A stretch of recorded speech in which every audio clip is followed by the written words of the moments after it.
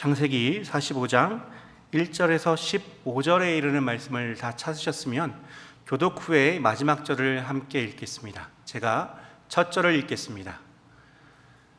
요셉이 시종하는 자들 앞에서 그 정을 억제하지 못하여 소리질러 모든 사람을 자기에게서 물러가라 하고 그 형제들에게 자기를 알리니 그때에 그와 함께한 다른 사람이 없었더라. 요셉이 큰 소리로 우니 사람에게 들리며 바로의 궁중에 들리더라. 요셉이 그 형들에게 이르되 나는 요셉이라. 내 아버지께서 아직 살아 계시니이까. 형들이 그 앞에서 놀라서 대답하지 못하더라. 요셉이 형들에게 이르되 내게로 가까이 오소서. 나는 당신들의 아우 요셉이니 당신들이 애굽의 판자라. 당신들이 나를 이곳에 팔았다고 해서 근심하지 마소서. 한탄하지 마소서. 하나님이 생명을 구원하시려고 나를 당신들보다 먼저 보내셨나이다. 이 땅에 2년 동안 흉년이 들었으나 밭갈이도 못하고 추수도 못할지라. 하나님이 큰 구원으로 당신들의 생명을 보존하고 당신들의 후손을 세상에 두시려고 나를 당신들보다 먼저 보내셨나니 그런즉 나를 이리로 보낸 이는 당신들이 아니요 하나님이시라. 하나님이 나를 바로에게 아버지로 삼으시고 그 온 집의 주로 삼으시며 애굽 온 땅의 통치자로 삼으셨나이다. 당신들은 속히 아버지께로 올라가서 아뢰기를 아버지의 아들 요셉의 말에 하나님이 나를 애굽 전국의 주로 세우셨으니 지체 말고 내게로 내려오사 아버지의 아들들과 손자들과 아버지의 양과 소와 모든 소유가 고센 땅에 머물며 나와 가깝게 하소서. 흉년이 아직 5해가 있으니 내가 거기서 아버지를 봉양하리이다. 아버지와 아버지의 가족과 아버지께 속한 모든 사람에게 부족함이 없도록 하겠나이다 하더라고 전하소서. 당신들의 눈과 내 아우 베냐민의 눈이 보는 바 당신들에게 이 말을 하는 것은 내 입이라. 당신들은 내가 애굽에서 누리는 영화와 당신들이 본 모든 것을 다 내 아버지께 아뢰고 속히 모시고 내려오소서 하며 자기 아우 베냐민의 목을 안고 우니 베냐민도 요셉의 목을 안고 우니라. 함께 읽겠습니다. 요셉이 또 형들과 입맞추며 안고 우니 형들이 그제서야 요셉과 말하니라. 아멘. 오늘은 순천 서로 사랑하는 교회에서 담임 목사로 심호하고 계시는 문재하 목사님께서 말씀 전해 주시겠습니다. 하나님이 보내셨나이다라는 제목으로 선포되어지는 말씀 가운데 하나님이 채우시는 은혜 가득하기를 소망합니다. 그럼 말씀 전해 주실 문재하 목사님을 모시겠습니다.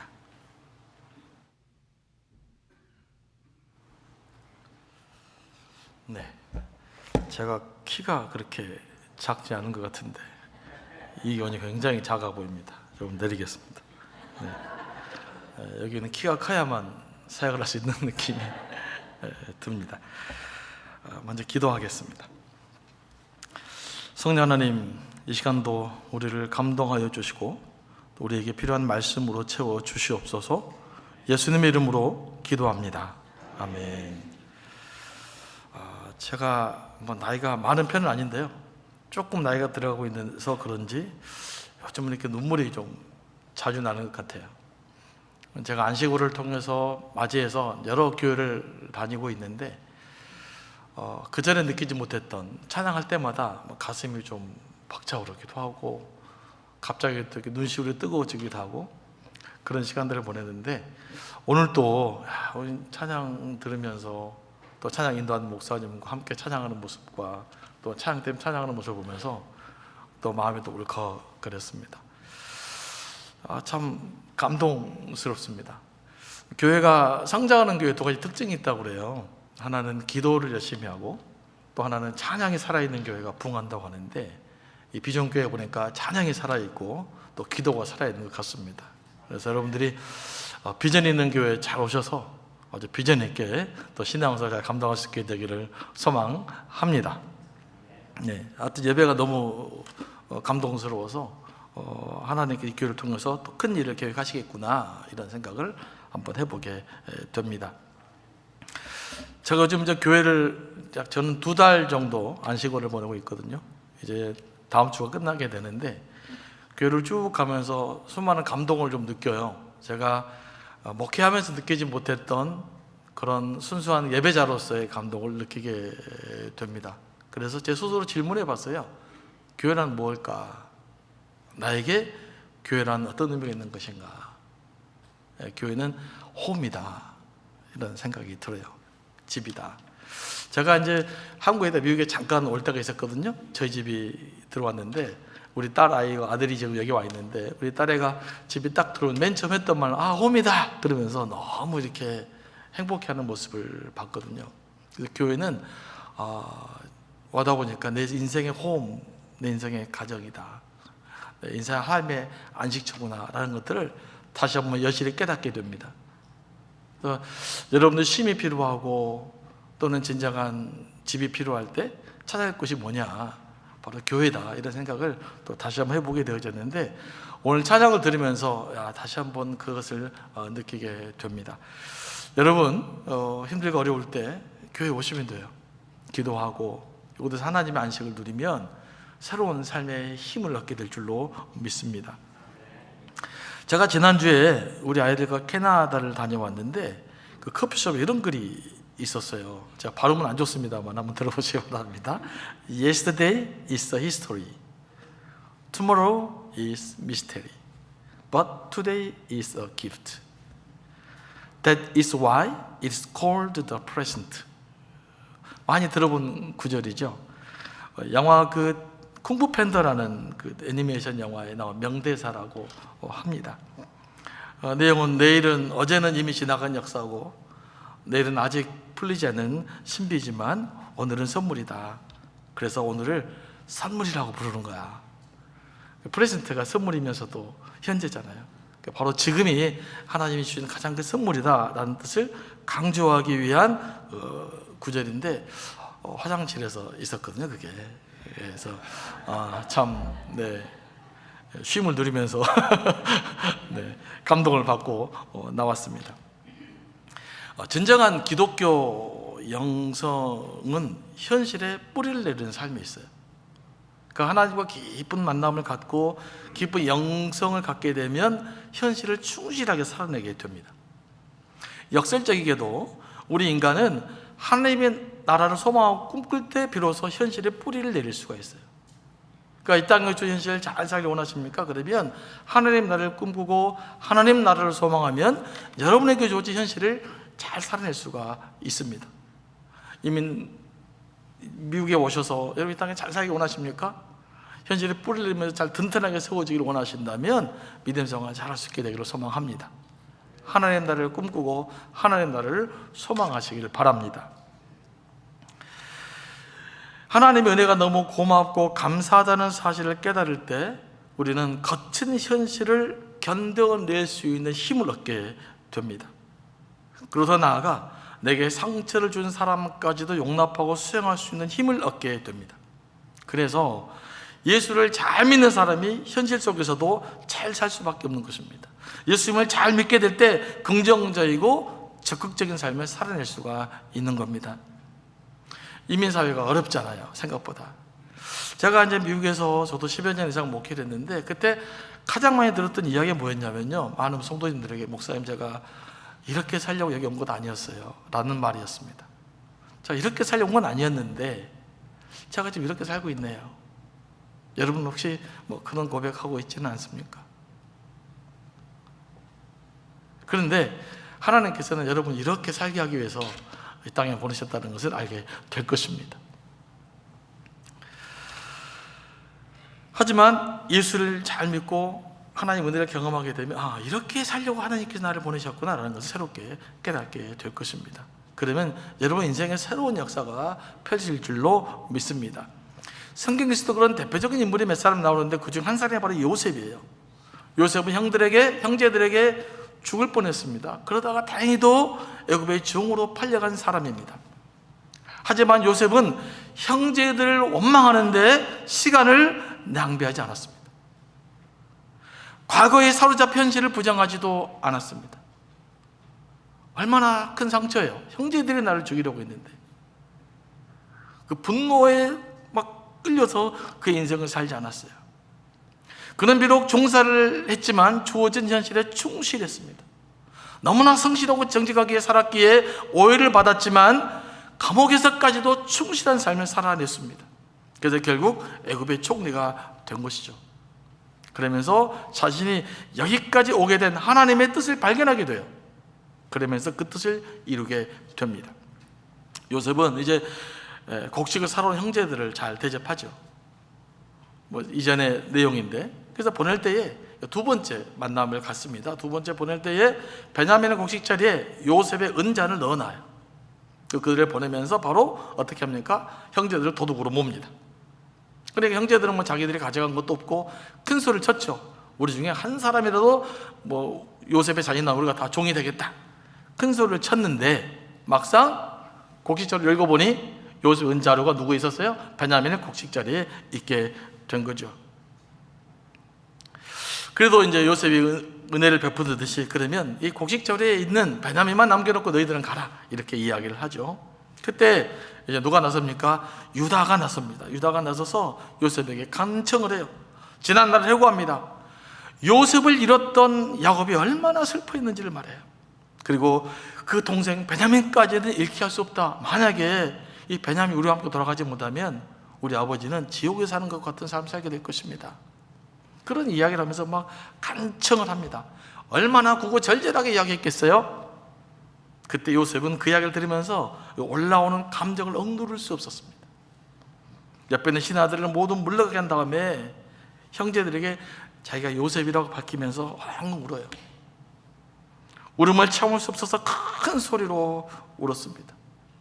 이 눈물은 어떤 눈물일까요? 형제들이라는 원망의 눈물은 아닐 것입니다. 저는 이 눈물이 어떤 눈물이었을까? 아마 그 유다의 이야기를 들었는 순간 요셉의 자기 인생의 파노라처럼 쫙 지나갔을 거예요. 그러면서 그 어떤 그리움에 북받친 눈물, 그 이야기 속에서 아버지가 살아있다는 소식을 듣잖아요. 아버지가 살아있다는 감동의 눈물, 이 눈물 속에 이미 화해의 눈물이 흘러내려갔을 줄로 믿습니다. 요셉이 얼마나 크게 울었던지 주변에 있는 신하들이 다 들었습니다. 심지어 바로에게까지 들렸죠. 여러분 이런 경험 있으십니까? 울음을 주체할 수 없이 크게 막 쏟아져 버리는 눈물, 통곡해 버렸던 그 순간들 있으신가요? 다 있으시죠? 있을 거라고 믿습니다. 다른 사람 앞에서는 안 울었어도 혼자 자기 방에서 엉엉 우는 순간들이 있었을 거예요. 푹 주저앉아서. 저도 그런 경험이 있어요. 너무 이렇게 감정에 폭발하고 울다 보니까 어떻게 되냐면 다리가 풀려버립니다. 일어설 수가 없어요. 푹 주저앉아서 하나님 앞에 울었던 시간들이 있습니다. 저는 요셉이 그렇게 울었을 것 같아요. 너무 많은 감정이 목받쳐서 원망도 넘어선 어떤 그리움이 가득한 그런 눈물들을 흘리게 된 거죠. 사람은요, 자기 내면의 진실을 만나면 눈물이 난다고 그래요.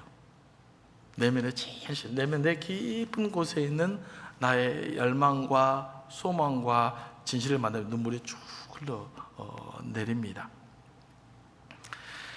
이 눈물이 회복돼야 돼요. 우리 신앙생활 하면서 여러분 그렇게 울어본 적이 많이 있으십니까? 억지로 우는 거 말고요. 주여 하면서 막 우는 거 말고 그냥 말씀을 듣든지 누구를 만나든지 내면의 깊은 그 내 속에 있는 어떤 진실이 싹 솟아나서 그 진실을 마주쳐 나오는 눈물이 회복돼야 됩니다. 복음 안에서도 이 눈물이 회복돼야 돼요. 억지로 우는 거 말고요. 그래서 내일 아침부터 막 엉엉 울고 그런 거 말고 나도 모르게 흘러내리는 그 진짜 눈물이 여러분에게서 회복될 줄로 믿습니다. 복음이 내게 다가오고 복음이 믿어지고 내 깊은 하나님을 향한 갈망을 탁 만나게 될 때 쏟아지는 그 눈물들이 필요합니다. 그러려면 하나님께 여러분 인생 전부를 던져내는 그런 기도가 필요해요. 하나님 내 삶 전체를 주님께 한번 드립니다. 그 내 인생에 찾아 하나님 은혜를 경험하게 될 때 그 눈물이 회복될 줄로 믿습니다. 그러면 새로운 삶이 시작이 돼요. 왜냐하면 깊은 어떤 내면 속에 있는 진실이 솟아났기 때문에. 요셉은 이제 자신을 밝히고 아버지의 안부를 재차 확인합니다. 3절 말씀인데요, 이 세 번역으로 읽으면 실감이 납니다. 세 번역이 이렇게 기록되어 있어요. 제가 요셉입니다. 아버지가 살아계신다고요? 얼마나 요셉이 기뻐하면서 말했겠어요. 요셉은 아버지가 아직 살아있다는 유다의 말에 기뻐서 물었는데 형제들의 반응은 어떻습니까? 놀라서 말문이 막혔습니다. 언어로 보면 두려워서 말문이 막혀버린 거예요. 얼마나 놀랐겠어요. 자기들이 요셉을 죽이려고 했잖아요. 그러다가 어쩌다가 요셉을 팔아 넘겼잖아요. 만약에 요셉이 보복하려고 작정하면 그들의 인생은 여기서 바로 끝인 겁니다. 애굽의 제2인자인데 이런 형제들의 마음을 요셉이 왜 모르겠어요. 그래서 5절에서 이렇게 말합니다. 다 같이 한번 읽어볼까요? 시작. 당신들이 나를 이곳에 팔았다고 해서 근심하지 마소서, 한탄하지 마소서. 하나님이 생명을 구원하시려고 나를 당신들보다 먼저 보내셨나이다. 아멘. 놀라운 고백인데요, 이 고백은 그 형제들이 요셉에게 저지른 사건에 대한 요셉의 해석이라고도 볼 수가 있어요. 그러니까 하나님의 섭리에 대한 고백이기도 하지만 이 형제들에 대한 사건을 요셉이 어떻게 해석이 왔는가라는 문제입니다. 우리 인생은 해석에 달려 있어요. 형제들의 이기적인 마음, 시기와 질투하는 마음 때문에 요셉을 죽이려고 했지만 요셉은 그 사건을 가족을 구원하기 위한 하나님의 섭리로 본 겁니다. 동일한 사건이지만. 그렇게 보니까 어떻게 돼요? 형제들을 이해할 수 있는 마음의 크기가 생긴 것이죠. 용서도요, 해석의 문제예요. 과거의 사건을 어떻게 바라보느냐에 달려 있습니다. 과거의 아픈 사건들, 또 누군가가 상처받은 사건들, 내게 상처 준 사람들에 대해서 원망하고 불평하기만 하면 그걸 부정적으로만 받는, 끊임없이 그 과거는 나를 괴롭힐 것입니다. 하지만 그건 과거에 어떤 상처든지 간에 하나님 이것조차도 쓰셔서 하나님 일을 이룰 것이다 라고 생각하시면 그 상처를 아름답게 만들어갈 수가 있는 것입니다. 요셉은 자신의 상처를 뭐예요? 하나님의 섭리로 본 거예요. 하나님의 계획 속에 있는 하나의 과정으로 본 것입니다. 그러고 보니까 형제들이 했던 행동들이 단순한 행동이 아니라 하나님 뜻을 이루는 과정으로 봤기 때문에 그들을 용서할 수 있는 시각이 생긴 거예요. 그들을 받아들일 수 있었던 것입니다. 사실 우리가 저도 많이는 안 살아봤지만 10여 년 넘게 인민사회를 살아봐서 알지만 상처가 의외로 많지 않습니까? 사람에게 대한 상처도 많고, 이 사람 믿었는데 믿었던 사람에 대한 상처도 많고, 또 실망도 많고, 제가 조금 전에 언급했듯이 내가 이렇게 살려고 온 건 아닌데 라고 하는 그런 실망감도 있을 것입니다. 근데 그걸 어떻게 바라봐야 될까요? 그에 매몰돼서 고통스럽다, 힘들다 그러면 아무런 비전은, 아무런 희망은 여러분에게 열리지 않을 것입니다. 하나님이 이것을 통해서도 무엇인가 이루실 일이 있구나, 이 고통과 상처도 하나님이 반드시 무언가를 통해서 만들어 가실 어떤 역사의 과정 가운데 있구나라는 그런 신앙 고백이 우리에게 필요할 줄로 믿습니다. 상처가 하나님보다 클 때 용서는 불가능합니다. 하지만 하나님이 우리가 받은 상처보다 클 때 비로소 용서가 가능합니다. 여러분 인생에 가장 위대하신 분이 누구십니까? 내 인생에 가장 큰 존재가 누구입니까? 그분이 하나님이십니까? 그분이 온전한 하나님으로 고백되어지면 다른 것들은 점점 작아지는 거예요. 하나님 내 인생이 크면 클수록 내 안의 상처는 작아지는 겁니다. 그래서 하나님의 은혜가 강력하게 임하면 어떤 상처든지 보듬어낼 수 있고 이해할 수 있고 용납할 수 있게 되는 거죠. 하지만 하나님보다 내 상처가 너무 커요. 내 상처가 너무 크니까 하나님이 안 보여요. 그러면요, 원망과 상처 안에서 쓰라린 인생을 살아갈 수밖에 없는 것입니다. 여러분, 누군가의 어떤 상처를 받을 때 어떻게 반응하느냐가 중요한데, 그때 누구를 바라봐야 되느냐? 내 인생 가장 크고 위대하신 하나님을 바라보면 해결책이 나올 줄로 믿습니다.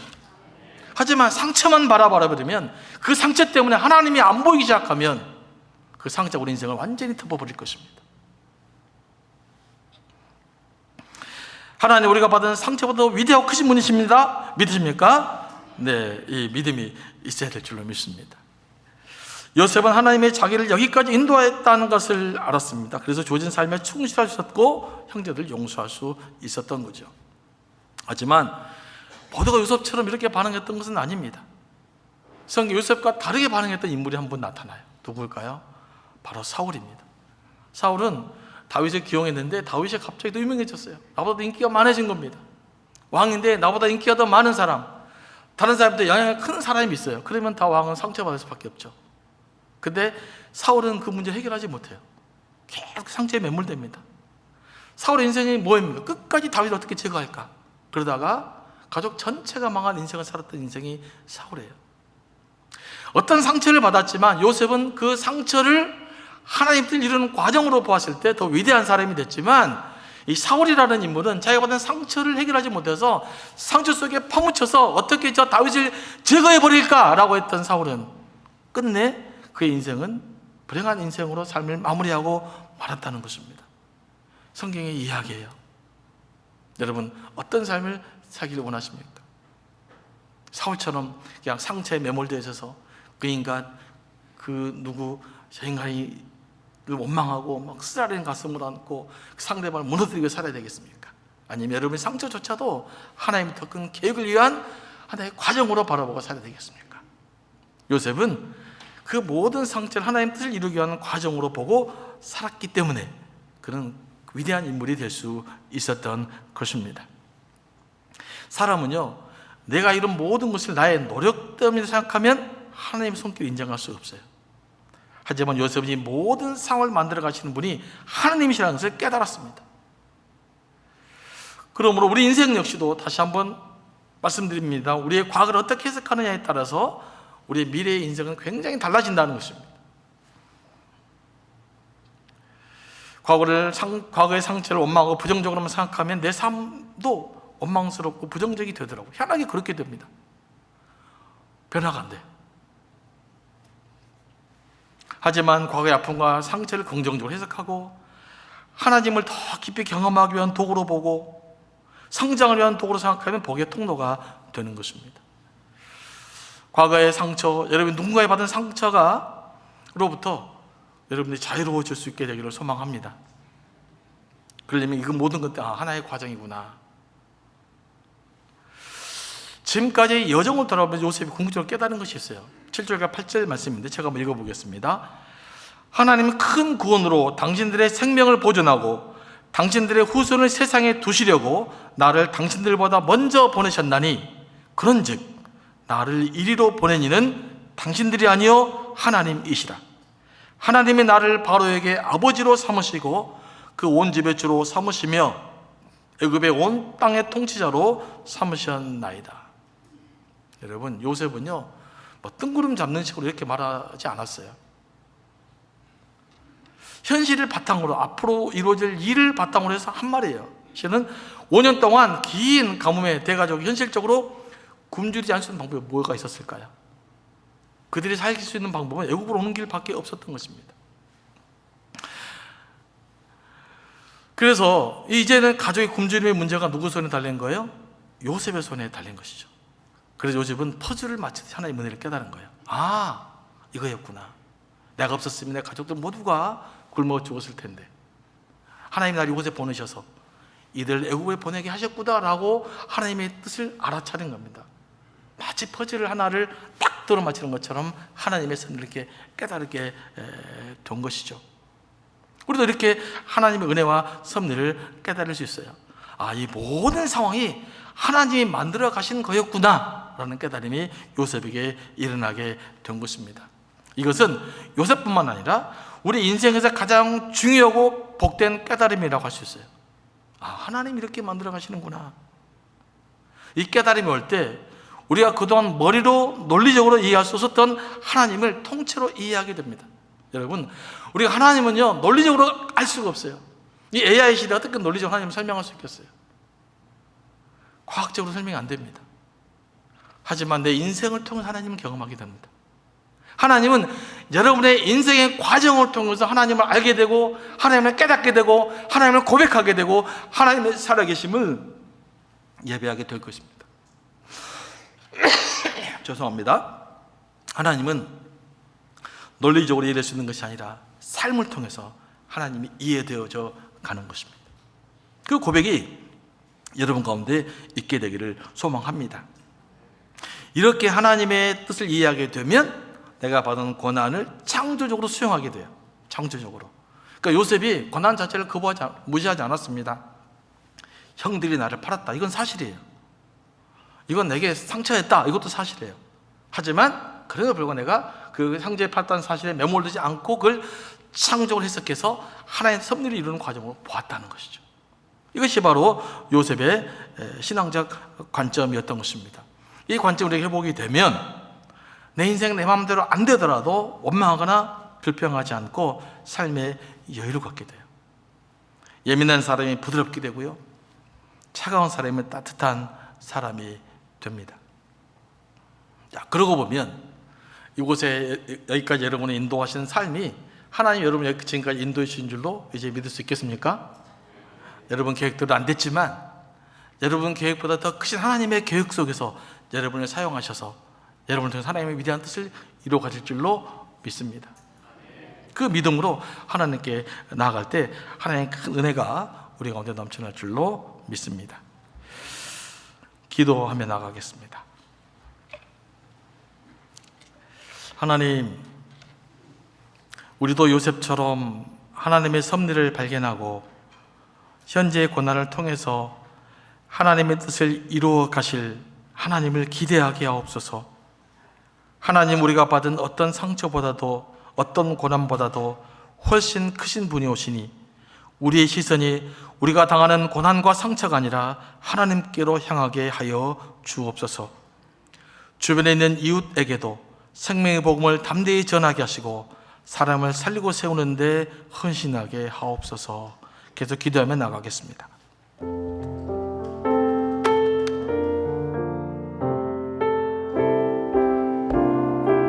하나님 감사합니다. 정말로 주님이 인도하셨기 때문에 살아올 수 있었던 모든 인생 가운데 이제 우리 영혼 가운데 모든 일을 이루시는 하나님 한 분만을 바라보기 원하오니 주여 이 시간 우리와 함께하여 주시옵소서. 주님 우리와 함께 하실 줄을 믿습니다.